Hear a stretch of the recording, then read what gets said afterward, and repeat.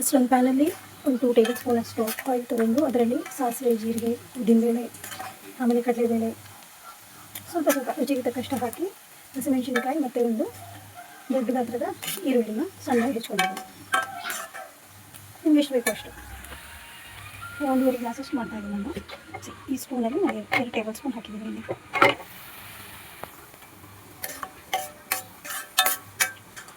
ಇದನ್ನು ಒಂಚೂರು ಈರುಳ್ಳಿ ಮೆತ್ತಗೆ ಹಾಕಬೇಕು. ಅಂದರೆ ತುಂಬ ಇದಾಗೋದು ಬೇಡ, ರೋಸ್ಟ್ ಆಗೋದಿಲ್ಲ, ನಾರ್ಮಲಾಗಿ ರೋಸ್ಟ್ ಆದರೆ ಸಾಕು.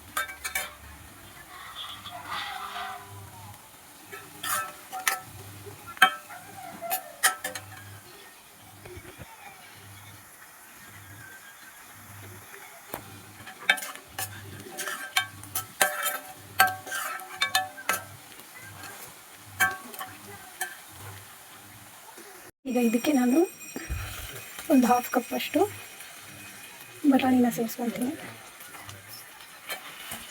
ಉಪ್ಪಿಟ್ಟು ಮಾಡಲಿಕ್ಕೆ ನೀವು ಬೇಕಾದರೆ ಅದಕ್ಕೆ ಕ್ಯಾರೆಟು, ನಿಮ್ಗೆ ಇಷ್ಟವಾದಂಥ ವೆಜಿಟೇಬಲ್ಸ್ ನೀವು ಯಾವ್ದು ಇಷ್ಟಪಡ್ತೀರೋ ಅದನ್ನು ಸೇರಿಸ್ಕೊಳ್ಳಿ. ಸಣ್ಣದಾಗಿ ಹೆಚ್ಚಿಬಿಟ್ಟು ಹುರುಳಿಕಾಳು,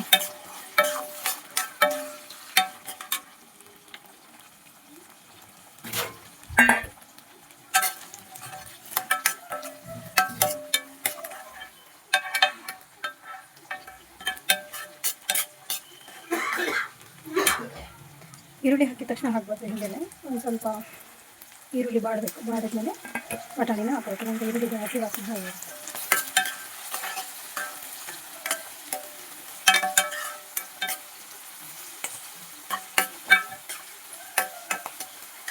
ಒಂಚೂರು ಜಾಸ್ತಿ ರೋಸ್ಟ್ ಮಾಡಿದ್ರೆ ಬಟಾಣಿ ಹಾಕಿ ಒಂದು ಸ್ವಲ್ಪ ತೆಗೆದಷ್ಟು ಒಂದು ಸ್ವಲ್ಪ ರೋಸ್ಟ್ ಮಾಡಿದ್ಮೇಲೆ ಇದಕ್ಕಿರೋದೆಲ್ಲ ಹಾಗೆ ಚಿಕ್ಕಕ್ಕಂತ ಟೊಮೆಟೊ, ನಾನಿಲ್ಲಿ ಒಂದು ದೊಡ್ಡ ಟೊಮೆಟೊ ಹೆಚ್ಚಿಟ್ಟಿದ್ದೀನಿ.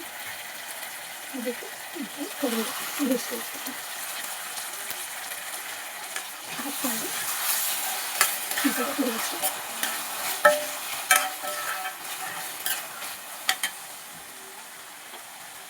ಇಷ್ಟು ಕಲರ್ಫುಲ್ಲ ಕಾಣ್ತಿರಲ್ಲ. ಸ್ವಲ್ಪ ಟೊಮಾಟೆ ಮೆತ್ತಗಾಗೋಕ್ಕೋಸ್ಕರ ಉಪ್ಪು ಸ್ವಲ್ಪ ನೋಡಿ ಹಾಕ್ಕೊಳ್ಳಿ. ರುಚಿ ತಕ್ಕಷ್ಟು ಉಪ್ಪು ಹಾಕೋದ್ರಿಂದ ಟೊಮಾಟೆ ಬೇಗನೆ ಸಾಕಾಗುತ್ತೆ.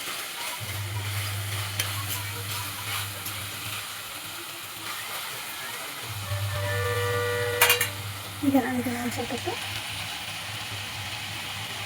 ಮೆತ್ತಗಾಗೋಕ್ಕೋಸ್ಕರ ಕ್ಲೋಸ್ ಮಾಡಿ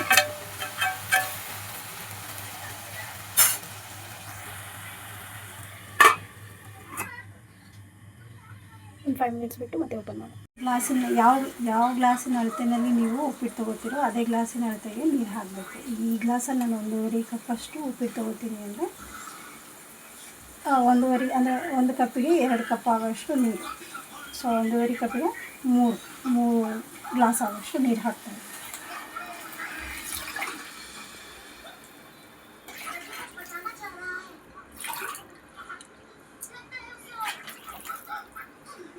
ಸ್ವಲ್ಪ ಈಗಿನ ಒಂಚೂರು ಕುದಿಯೋಕ್ಕೆ ಬಿಡಬೇಕು.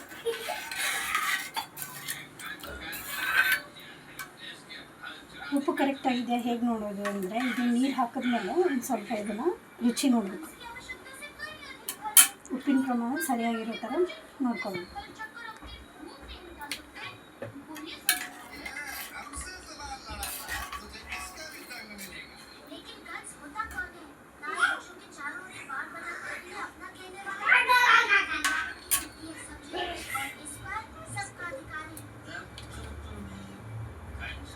ಹೇಗೆ ಉಪ್ಪಿಟ್ಟಲ್ಲಿ ಉಪ್ಪಿನ ಪ್ರಮಾಣ ಕರೆಕ್ಟಾಗಿ ನೋಡೋದು ಅಂತಂದರೆ ಈ ನೀರೇ ಡಿಸೈಡ್ ಮಾಡುತ್ತೆ ಉಪ್ಪಿಟ್ಟಲ್ಲಿ ಉಪ್ಪು ಹೇಗೆ ಕರೆಕ್ಟಾಗಿರಬೇಕು ಅಂತ. ಬಿಕಾಸ್ ನೀವು ತಿಂದು ನೋಡಬೇಕಾದ್ರೆ ಎಕ್ಸಾಕ್ಟಾಗಿರಬೇಕು. ಈ ಥರ ರುಚಿ ನೋಡಬೇಕಾದ್ರೆ ಉಪ್ಪಿನ ಪ್ರಮಾಣ ಸರಿ ಅನ್ನಿಸ್ಬೇಕು ನಮಗೆ. ಸೊ ಅಲ್ಲಿವರೆಗೂ ಟೇಸ್ಟ್ ನೋಡಿ ಉಪ್ಪನ್ನ ಸರಿ ಮಾಡ್ಕೊಳ್ಳಿ. ಯಾಕಂದರೆ ಉಪ್ಪಿಟ್ಟು ರವೆ ಹಾಕಿದ್ಮೇಲೆ ನಾವು ಉಪ್ಪನ್ನ ಸರಿ ಮಾಡೋಕ್ಕೆ ಬರೋದಿಲ್ಲ. ಸೊ ರವೆ ಹಾಕೋದಕ್ಕಿಂತ ಮುಂಚೆನೇ ನೋಡ್ಕೊಳ್ಳಿ. ಸರಿಯಾಗಿದೆ. ಸೊ ಈ ಟೈಮಲ್ಲಿ ಕ್ಲೋಸ್ ಮಾಡಿ ನೀರು ಕುದಿಯೋದು ಬಿಡಬೇಕು.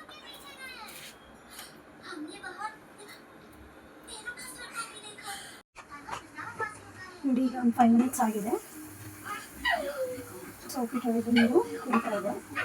ಸೊ ಈ ಸ್ಟೈಲಲ್ಲಿ ಏನು ಮಾಡಬೇಕು, ಫ್ಲೇಮ್ನ ಲೋ ಇಟ್ಕೊಂಡು 1.5 ಕಪ್ಪಷ್ಟು ನಾನು ಉಪ್ಪಿಟ್ಟು ರವೆ ತೊಗೊತಾ ಇದ್ದೀನಿ. ಸೊ 1.5 ಕಪ್ ಉಪ್ಪಿಟ್ಟು ರವೆಗೆ 3 ಕಪ್ಪಷ್ಟು ನೀರು ಹಾಕಿದ್ದೀನಿ.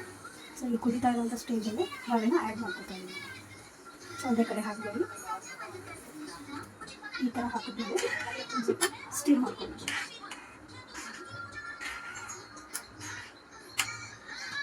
ಮಾಡಿ ಬಿಡಿ. ಒಂದು 2 ಮಿನಿಟ್ಸಿಗೆ ಸ್ಟೀಮ್ ಮಾಡಿ ನೀರು ಯಾವಾಗ ಸ್ವಲ್ಪ ಕಡಿಮೆ ಆಗ್ತಾ ಬರುತ್ತೋ ಆ ಟೈಮಲ್ಲಿ ಏನು ಮಾಡಬೇಕು, ಲಿಡ್ನ ಕ್ಲೋಸ್ ಮಾಡಿ ದಮ್ಗೆ ಬಿಟ್ಬಿಡೋದು ಒಂದು 5 to 10 ಮಿನಿಟ್ಸ್ವರೆಗೂ.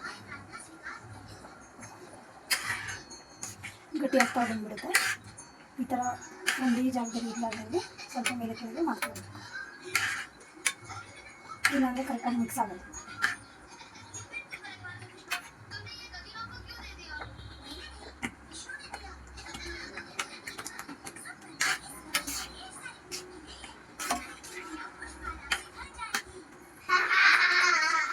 ಎಷ್ಟು ಕಲರ್ಫುಲ್ ಆಗಿದ್ದಾರೆ.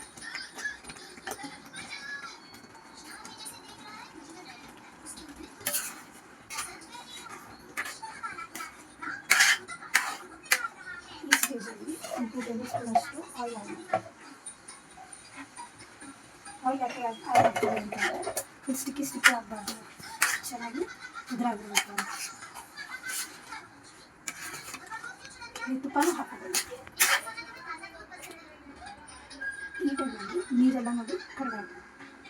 ಇವಾಗ ನೀರು ಕ್ಲೋಸ್ ಮಾಡಿ ಒಂದು 10 ಮಿನಿಟ್ಸ್ ದಮ್ ಆಗೋದಕ್ಕೆ ಬಿಟ್ಬಿಡಿ. 15 ನಿಮಿಷ ಆಗಿದೆ.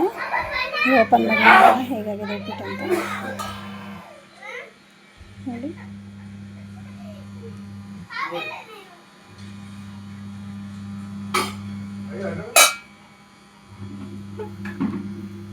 ಉಪ್ಪಿಟ್ಟು ಒಂದು ತಟ್ಟೆ ತಗೊಳ್ಳಿ. ಈಗ ಉಪ್ಪಿಟ್ಟು ಸರ್ವ್ ಮಾಡಿ ತಿನ್ನೋದಕ್ಕೆ ರೆಡಿಯಾಗಿದೆ. ಬಿಸಿ ಬಿಸಿ ಉಪ್ಪಿಟ್ಟು.